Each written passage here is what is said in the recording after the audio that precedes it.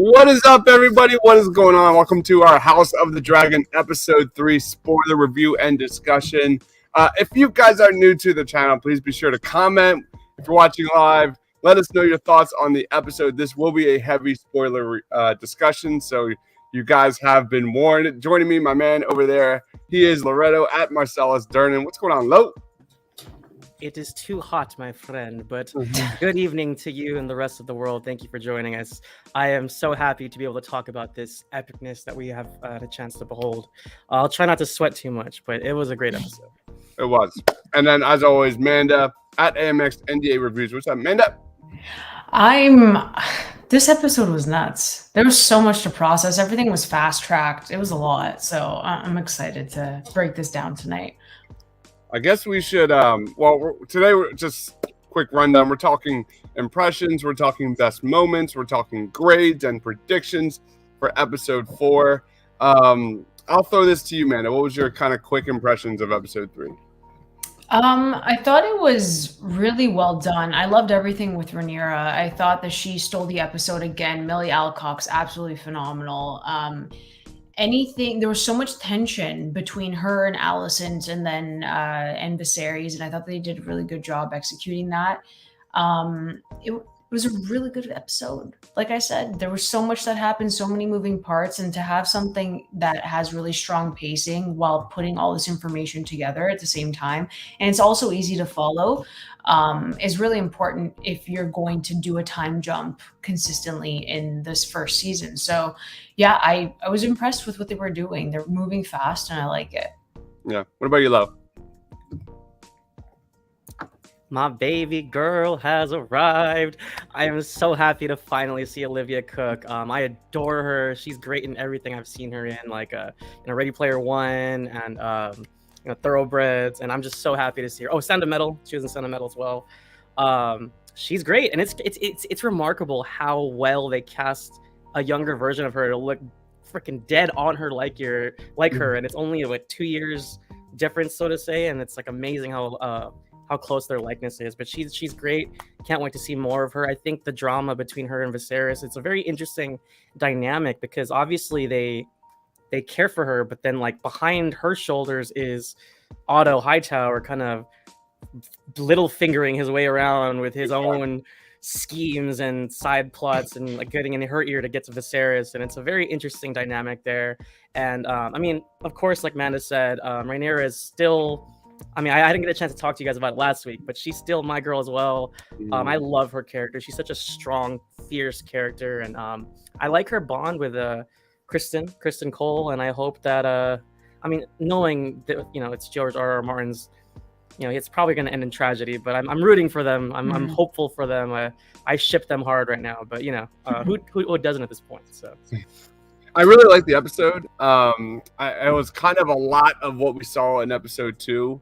I thought the strong points was the relationship between King Viserys and Rhaenyra. We have Eric in the house. Definitely gave me Hard Home vibes. Oh man, love it. A little bit of the Battle of the Bastards with Daemon and his sword there going up against the crab feeder army. Half amazing political intrigue and half amazing action.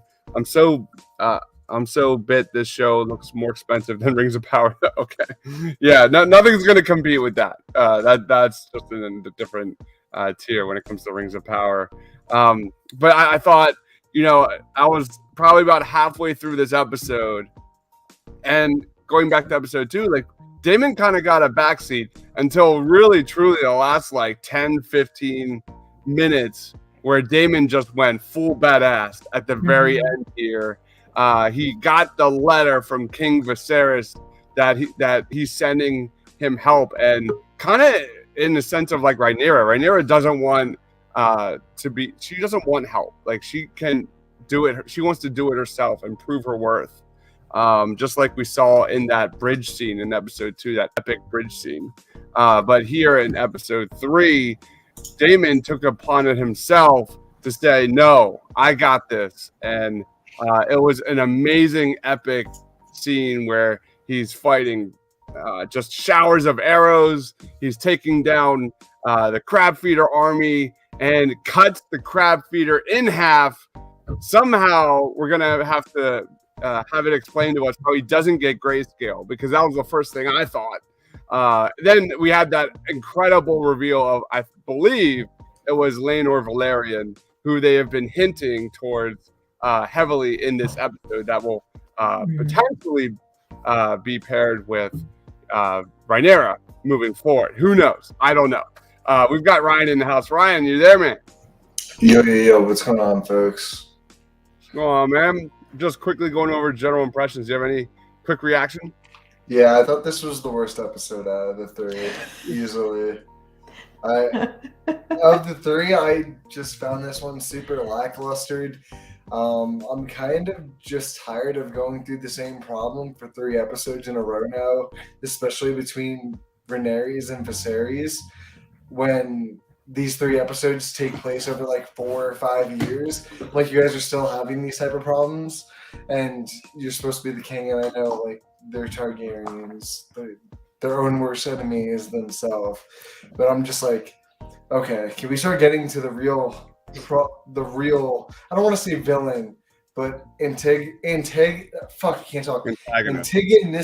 force of the show. And these first 2 episodes lead it up to Lord Dar. That's what the Crab King's name is, right? Prince Dar, Yeah. Prince Dar. Yeah, they teased Prince Dar the first 2 episodes, and the fucking Crab Army is like barely the Crab Army. I don't know why they just decided to make the Crab King look fucking sick as shit and like super Game of Thrones-esque, like something that would fit in that world, but everyone else just kind of looks like a regular person. That's just a characteristic design I just find questionable, especially when it comes to Game of Thrones and they have the budget to do these type of things where they can apply that type of makeup to a lot more people, and they have the CG to like fucking duplicate them in the background, so they don't actually have to make them. But yeah, honestly, I can go on and on. I'll wait for us to get to the flop points. Yeah, I think if you're expecting, Ryan, like a sweeping story of going from this house to this house to this house, like of multiple different storylines, I think you're going to be disappointed. I think there's definitely going to be a more intimate story of what happens with these bulk main characters. It could be intimate, that's fine, but it's just too intimate to a point where you barely get Daemon outside that first episode. In this second episode, he literally just walks right into plot armor. That's literally all he does. I'm sitting there, I'm like, yeah, this is fucking insane that he's going to make it out of this alive. Because anyone in Game of Thrones, I mean, other than Jon Snow and his little clique for surviving the White Walkers that surrounded them on the lake, but I don't know, I feel like Daenerys is a lot more believable coming in than Laenor, and just coming in on the bad CGI Top of the Dragon shots, all blurry and shit, screaming Dracarys. I just wish we at least got more Daemon, because I feel like we hear more about what he's doing rather than actually seeing it. And I think that's where my main problem comes from, is it's more tell than showing in terms of Daemon, who I still find to be the most interesting character. He just works the best other than Rhaenyra. And I think they're just or I don't know how the book focuses on this stuff. I just think they're focusing or putting too much time on just like not the characters right now. I mean, even Battle of the Bastards had Sansa bring in the Army of the Vale, to kind of save the day as well. It's no different. Yeah, that's way more believable. Someone coming in last minute with an army that they were. But we were told that Laenor Valerian was there. Like, he literally was. We saw him.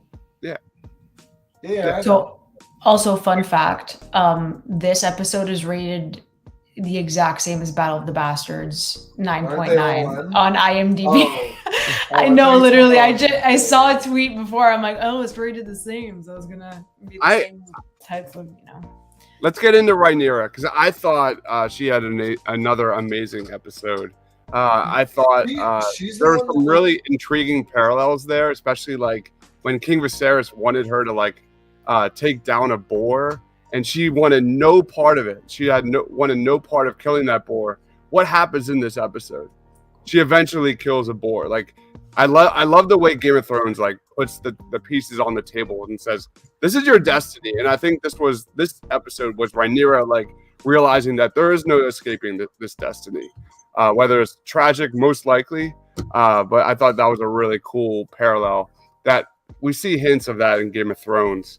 But I thought Rhaenyra and her dynamic with Alicent, her dynamic with King Viserys was awesome. I like now that she kind of can choose her own suitor moving forward. I love that. But I thought Rhaenyra was easily on the top. What about you, Lo? Any thoughts on Rhaenyra and her arc in episode 3? I mean, aside from the fact that I'm shipping her with Kristen Cole, yeah, no, I love her. She's been like the heart of the show, honestly.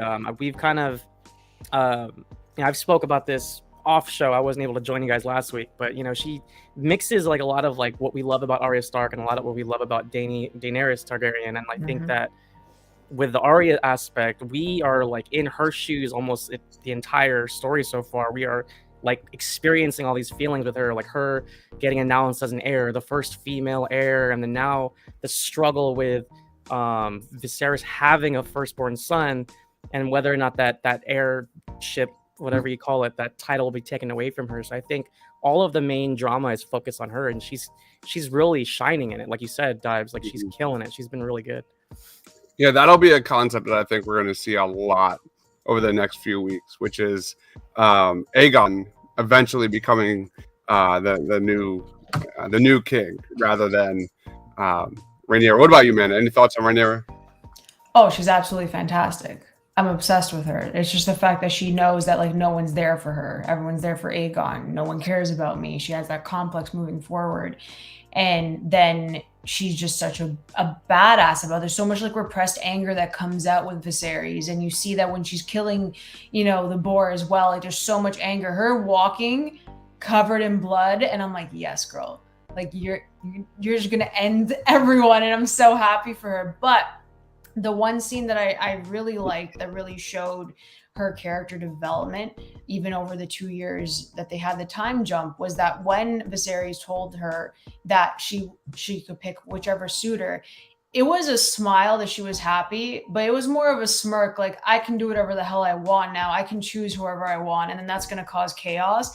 And I love Millie Alcock for that because it was so subtle, and I'm just so excited to see what happens in the upcoming episodes.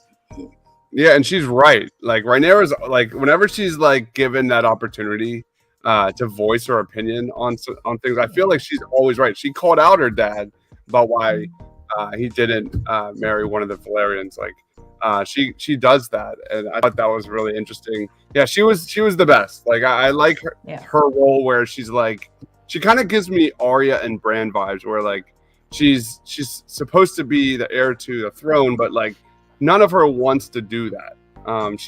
Everyone from all angles is telling her to bear children and start a family and force herself into some sort of marriage. None of her wants to do that. Like she has zero interest in any of these things. It's got to be on her terms. She'd be well off just adventuring and learning about Westeros rather than settling down. And she also gave a cold shoulder to Jason Lannister this week, which was absolutely fantastic. That was awesome. We have shouts out Jefferson Hall. I recognized him from Halloween 2018. He was like the documentary reporter, filmmaker person, and he was obsessed with like diving into Michael Myers. I was like, I knew that guy looked familiar. But yeah, we got our first Lannister. Look at that, and he like you said, Dives, he got shut down. He's fun. She was like, I want none of your wine, sir. I mean, didn't we get a Lannister in the first episode? I'm pretty sure. We got a nod. Yeah. We got a nod. We got House Lannister and Stark. And that's right. But I mean, like, Jason's our first like flesh, like Lannister, like actual character, like with lines, no, with more. I know what you mean. I'm just busting your balls, my guy. All right. What else did we see this episode? Dragons. Let's talk about the dragons for Loretto. What dragons? Let's get into the dragons. So we got to see again, of course, Damon's dragon. I'm gonna butcher this name. It's something like Syraxis or Cyrax or something along the lines. Well, we also Syraxis is the one that Damon writes. right. We also got our first taste of Sea Smoke, which is Laenor's dragon, Laenor Targaryen, and my man Loretto just left, and he loves that. He was before we went live. He was gushing over this dragon. I'll go with you, Ryan. What do you think of this new dragon, Sea Smoke? I think it looked fucking badass as shit, to be honest. Mm-hmm. What was the name of the one we saw from the last episode when they like kind of revealed it on the bridge right there? That was a different dragon, right? Because it looked different. I'm really bad. It starts with an S. Syrax. Did we say that last week? Syrax. I think it might have been Syrax. Google is our friend. Anyway, I thought the one this week looked a lot cooler and really intimidating, and I think it fit a lot more of Damon's character when it comes to writing. I still think the helmet he wears looks stupid as shit, but I think this dragon just fits Damon as a character's personality way more. This one's a lot more lethal. He's got that long neck, like kind of that python look, like he's ready to snap at any second. So I hope this is the dragon that we continue to see Damon have, because I don't think we really got enough of it, or at least we didn't get enough of Damon riding him and being lethal, because you kind of just saw him in the background ride him, and then Laenor fucking just rode him for the main battle at the end. You know, so I want to see more Damon and that dragon like riding together and see what they can get into. And by the way, Amanda, it was Cyrax. Cyrax, yeah. Well Yay! done. Well done, I Amanda. knew something. Thank you. Any quick thoughts on the dragons before we go to Cassidy's question? Well, I'm gonna let Loretto say his piece. But I thought they were completely badass, as Ryan said. It was so sick seeing them at the beginning of the episode and then at the end of the episode. But yeah, I think the more dragons, the better. We didn't get enough of them in Game of Thrones, so it's really cool that we got to see. We've seen a dragon every single episode, which is awesome, and they've been really beautiful. So yeah. It depends if they're flying. If they're flying, there's an issue with the green screen. We see it and all of that. No, but I said this, like whenever they're stationary and they're like chilling on a surface, I think they look really good, especially when they're heads interacting with the characters, because I think they use like the physical dragon heads and stuff. So it's you can tell when they're using like actual props, and like when they're just doing the writing on top of the head. I just hate it. I'm sorry. I hate it so much because I think the editing is just not the greatest in these action scenes. And I said the same for Game of Thrones for a good portion of it. I thought some of the bigger battles, like the Battle of Winterfell and Bastards, had better shot action scenes and had better editing overall. But I think the general gist of the show just didn't have the best editing when it came to a lot of the action and faster paced moments. And I think this show has the same problem. I think a lot of the action is just super jarring to a point where you get kind of confused at what's going on. I'm not saying that for the entire fight. It's just like those little segments in between the fight that just culminate for me. For me, it's just super jarring, especially like I said before, when they're on top of the dragon. And it's like this super shaky and wobbly. Like, I get what they're trying to go for, but at the same time, they're only really trying to do that because I don't think they're confident in their CGI to make it look good enough. So they have to kind of blur it with a super shaky cam, which isn't great to look at, which is why it's always so fast when they cut to those shots. And they're not fun shots to look at. Just like from an editing standpoint, I just want to say it because it's just super jarring to me. All right, Loretta, what was your quick thoughts on seeing Sea Smoke and just overall on the dragon so far? Because we haven't heard your thoughts yet.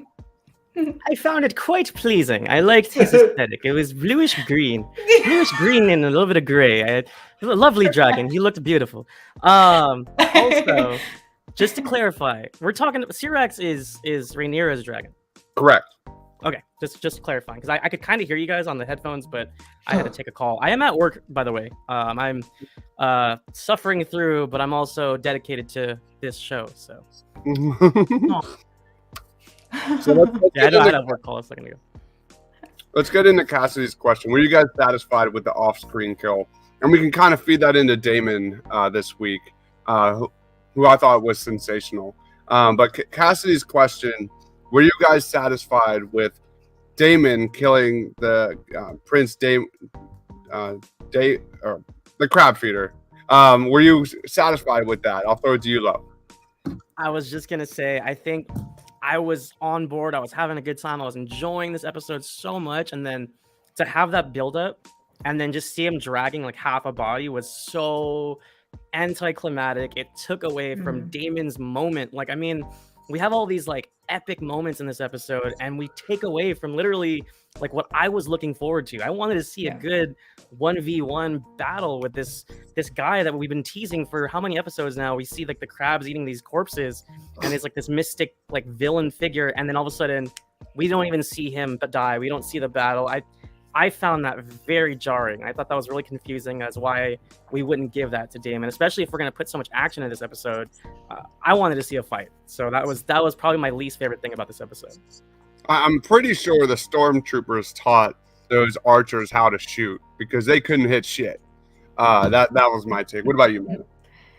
I agree with Lo. I think unless like they're saving what happened for another episode, like a flashback to that moment, I don't see how that it worked at all. There was buildup, as Lo said. I agree with everything Lo said. I just think that I wanted to add about the flashback if that ended up happening in future episode. That's the only reason why they would have done it, but it was just like, okay, he's all bloody. You see him carrying him, like it was fine, I guess. But yeah, I wanted more. Maybe they couldn't make a longer episode. Who knows? It sucked. What about you, Ryan? Yeah, it was pretty fucking stupid, and I'm not gonna sit here and say, "Oh, maybe the writers didn't know." Like, they know. Come on, it's Game of Thrones. You're in this universe. You're not fucking stupid. You know exactly what we want to see. I mean, you're literally just showing it to us right now in a broader scale. You're just not showing us the one that is actually of any importance. And it kind of goes back to my thing about they built up this, what seemed to be actually like a seasonal villain for the entire Targaryens. Up in the stepstones. I want to keep saying stepping stones, but it's stepstones. That keeps fucking me up.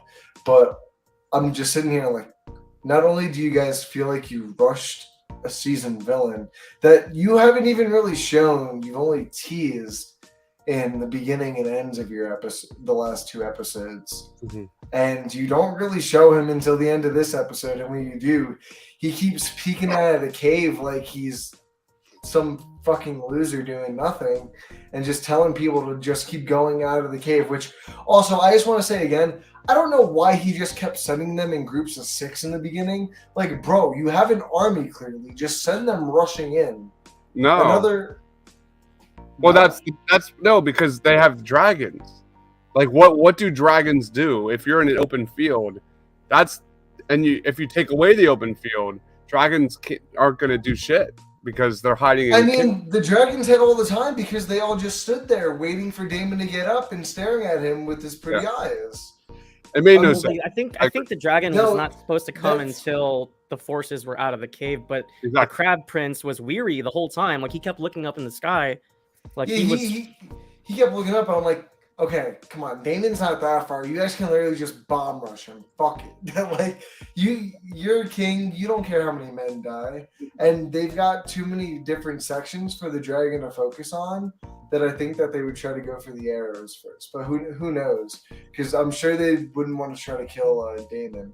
But, oh no, that's just me. But yeah, I think the off-screen kill, super unsatisfying because of the false lead up for the character.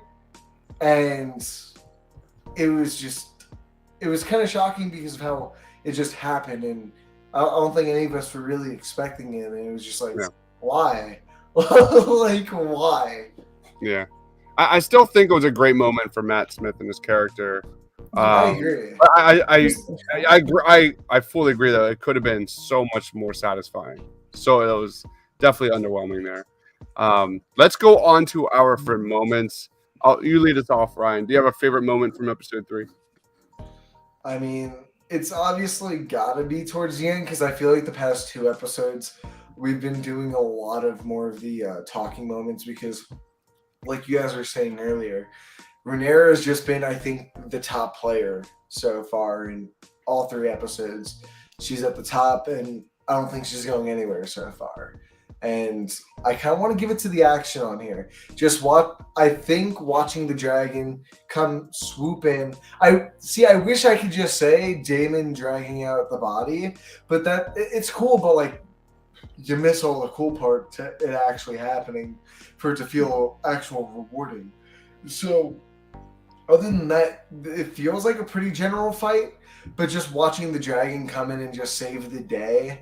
And I'm not gonna lie, I found it kind of funny that when they showed the overhead shot, looking down, and they showed all the crab army men like circling around Damon, and the dragon came in and just did the circle motion with the fire, and I'm like, yes, the dragon knew exactly how to draw a fucking circle with its fire around Damon. Yo, all I can say is it played a lot of Call of Duty back in its early ages. What about you, Amanda? What do you have a favorite moment? Oh man, Rhaenyra was just so good in this episode. It's hard to pick one of my favorite scenes from her, but I guess the conversation between her and Viserys at the end. The argument was cool at the beginning, but I think at the end, when it was just more private, I feel like they understand each other on a different level because she's of age now. So he looks at her differently, looks at her older, and they're kind of like on the same playing field now, which is really interesting in how their dynamics switched in just 2 years. So I really love that conversation between the two of them. And like I said, it was a smirk, not a smile. So she is ready to destroy, and it just made me really happy. So What about you, Lo? Shouts out to the guy in the beginning. He was getting tortured by the crab prince or whatever, and then when Damon comes to rescue him, he's like, my prince, and then Syraxis steps on him. Yeah. I laughed out loud. I was like, what? It was just the most like ridiculous kill to start the episode with. So shouts out to that guy. I don't even know the actor's name, but that was hilarious. Like, my prince is here to save me, and then gets stepped on. Yeah. That was awesome. And then shouts out to the what are we calling that big ass elk deer thing? The white deer. Hort? I think. Horg? Yeah, I couldn't even tell you. It was some sort of special elk, I guess. I'm gonna call it the white moose. I adored the fact that it's such a simple scene, but I really like that they were hunting this thing. It's supposed to be a blessing for Prince Aegon and for Viserys for his dreams. And then I love that not only did he not catch this beast, but Rhaenyra sees it in the forest when she's with Kristen. And I like that we kind of see her heart in her, like, because Kristen was about to put it down, like, oh, you want this, princess, for your treasure? She was like, no. And like they spared the great white moose.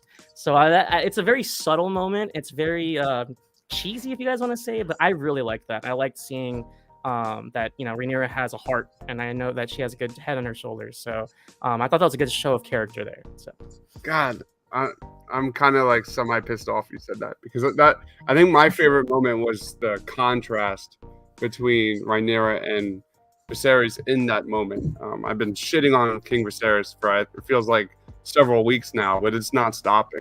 Dives, to your point, like it's supposed to be Viserys' blessing, and it turned out to be more so hers. And yeah, I mean, there's no honor in killing like a helpless animal like that. The way they tied it up and just took it down, and I don't know, that's just not my king. And then you see Rhaenyra like with the blood on her walking back through camp, like that was a badass moment. And like it doesn't take a brain surgeon to realize like who's the true like leader, who's got the king blood or queen blood inside them. I think it's just night and day when it comes to King Viserys and Rhaenyra. So We have a comment. All in the game says they're clearly saving another big action director for Game of Thrones for later in the season after directing the pilot. I don't know what the director schedule is for these episodes. Tyler says the poor man got stomped. Yeah, that was like kind of guttural too. Like you just like his body was completely smashed. Any predictions heading into episode 4, Ryan? Do you have any idea where we're going? Honestly, I have no clue because I think they announced that episode 5 is when they do like the big time age jump for Allison and Rinera when we start seeing their adult versions. So I'm kind of curious because now seeing how they ended the Crab King story arc, I don't really know if they're gonna tease a story arc in the next episode for it to kind of lead into her adult life, or just in context of timeline, Renera's adult life, and have it be a season. Like I have no clue because they've kind of subsided my expectations a little bit with this episode with the certain things that they did.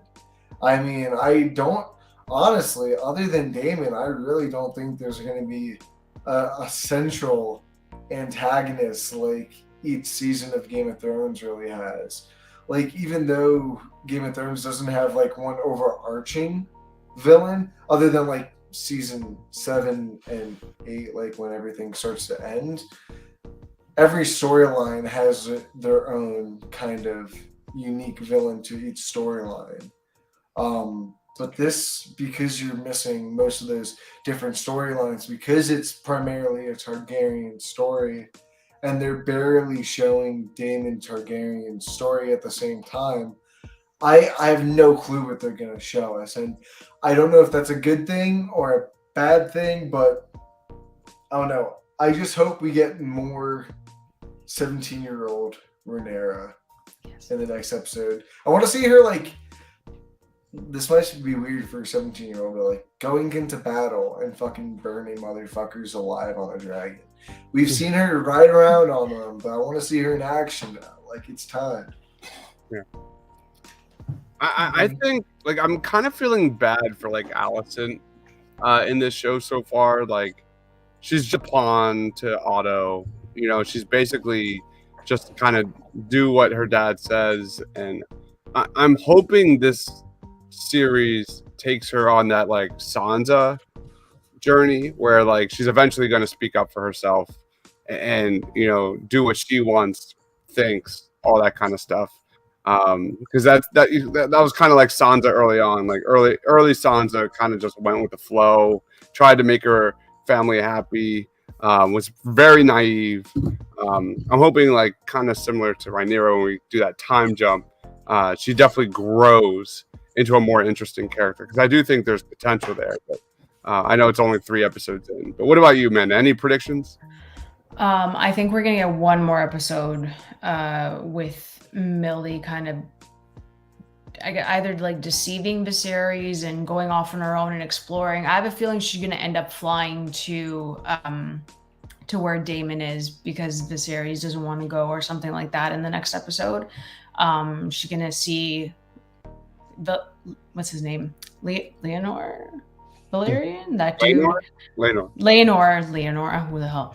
Leonor Valerian, and you know, it's a possibility because it's in the air because she said it that her father should have wedded his mother or whatever.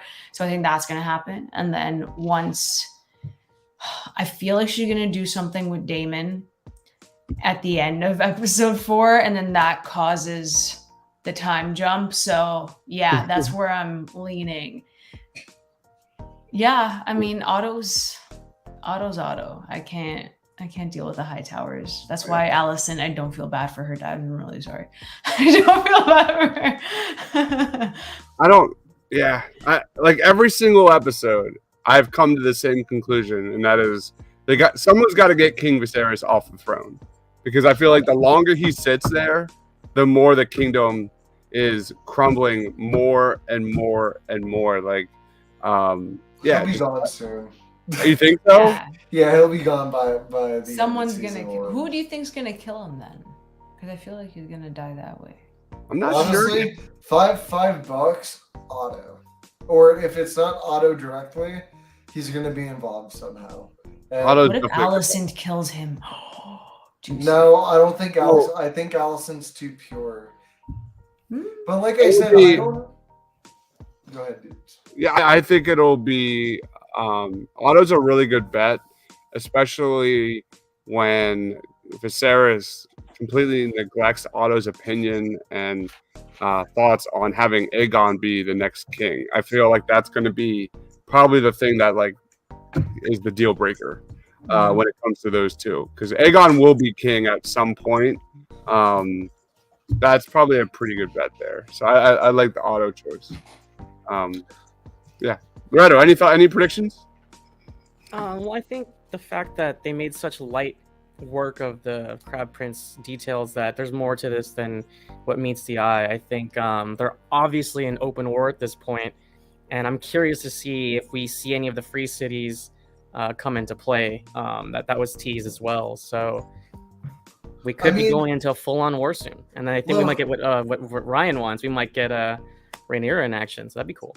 That's also another thing with the Crab Army is like they finally start to explore some more of the free cities outside of Daenerys' storyline, and I thought they were gonna like kind of forefront that more because it was a review I was listening to a podcast like a week or so ago, and they were explaining how Game of Thrones never really went into the free cities other than like Daenerys and all that shit, which is true. I mean, I want to see more of the free cities, and I thought they really had an interesting hook in the season premiere of the show, or series premiere with the Crab City. I don't know. I think it all just comes down to my disappointment with them ending it, because there was so much that they were doing right with the build-up, and I don't know.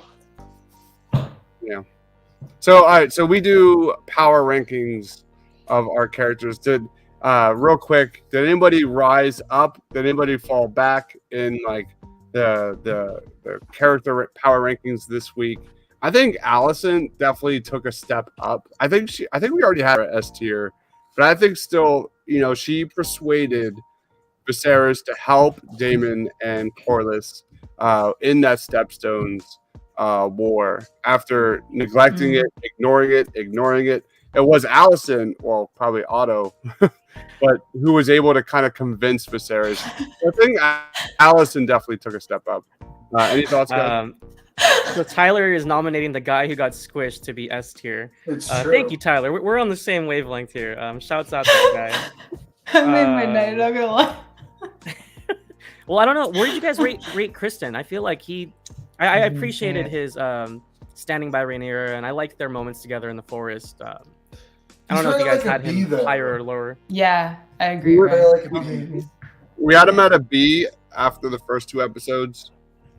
After the first episode, then we put him at a B plus last week. Okay, that's steady. Good improvement. Loretto wants him in S tier. I get the vibe right now that he wants him in S tier. I just ship them. I'm sorry. I think they have a good relationship. I'm excited to see what the future holds. It's probably going to be tragic, but I'm rooting for them though. Yeah. Yeah. I definitely think Viserys is all just continuously going to be falling every single week.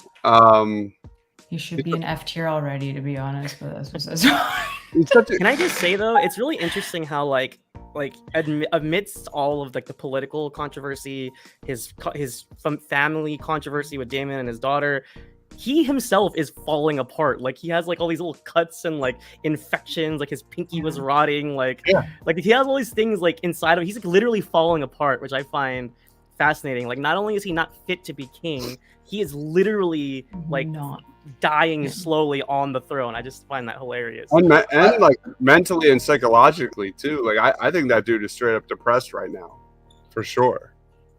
Yeah. I don't know if you guys noticed this cool little detail. Is if you guys remember in the last episode, they were treating Viserys' finger because he keeps cutting himself on the throne, right? Mhm. In this episode, both the fingers are cut off and the tips are rotten, which I thought was just a cool little detail from the last episode. Say, oh wow, they didn't save the fingers. And they're just like, could you imagine like being Allison having sex and he's just like holding your hip, Ugh. and it's just like a rotted 2 fingertips. I Just can't. like crusty tips rubbing No against one, you. Like, no oh, one. oh, Ryan, could visuals. you like that's where your mind went. I Yeah, was just that's- thinking about Naturally, like how I would honestly. like how would he Could you hold his imagine? spoon or something like. Right. It's just like a cheese grater on her back. Right. All right, moving forward. All right. Any final thoughts on this episode and plug? Let's just wrap it up. What about you, Ryan?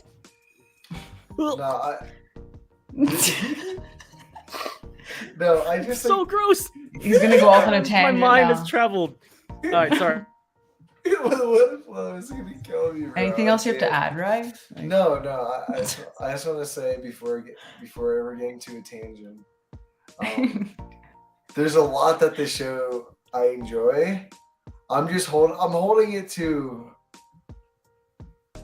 I'm trying not to throw a pun in here, but a higher throne Haha. in the aspect, and I know they can do better.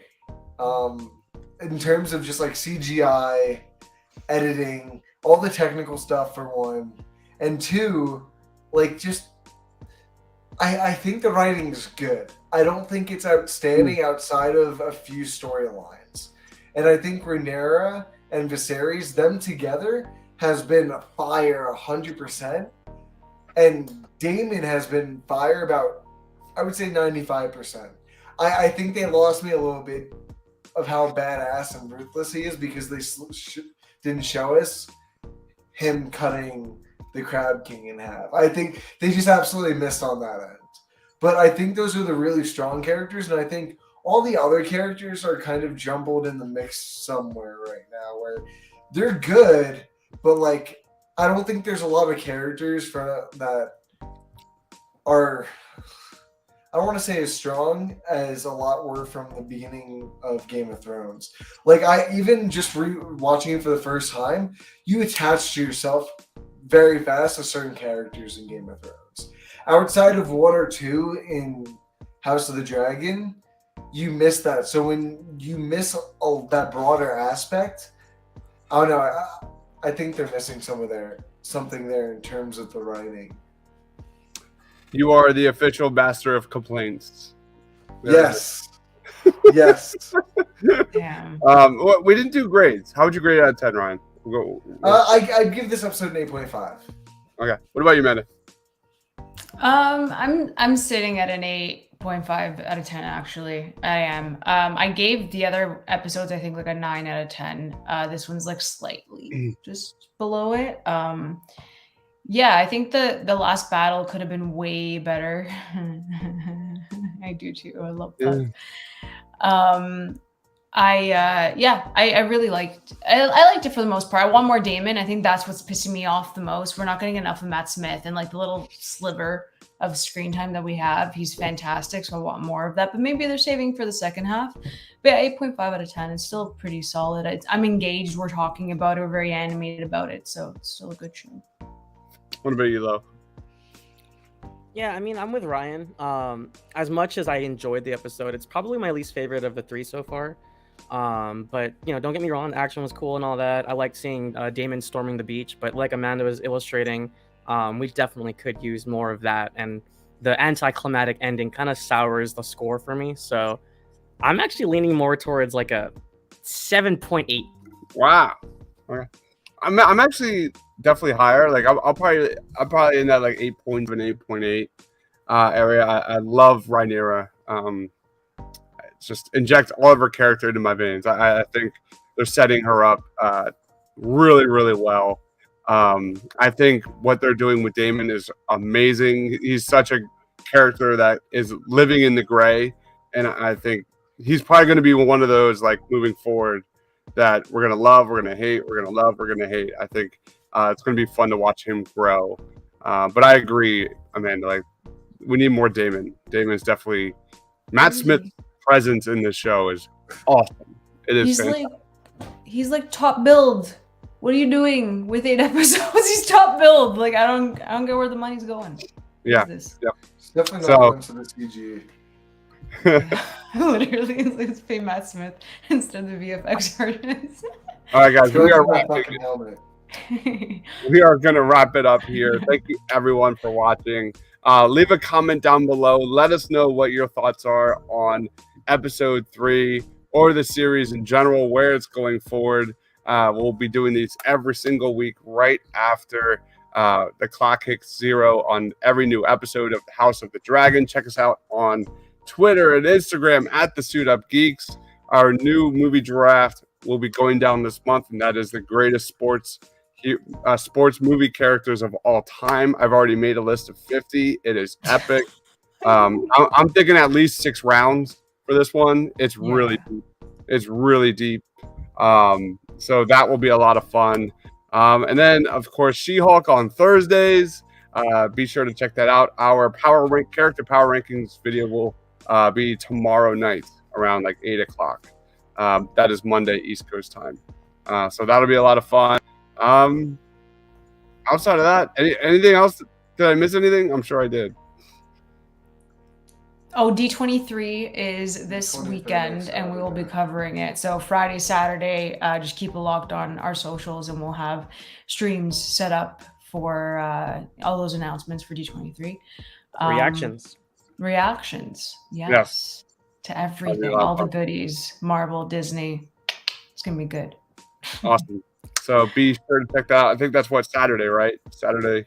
Right, Saturday. Yeah. Well, actually, isn't it Friday, Saturday, and Sunday?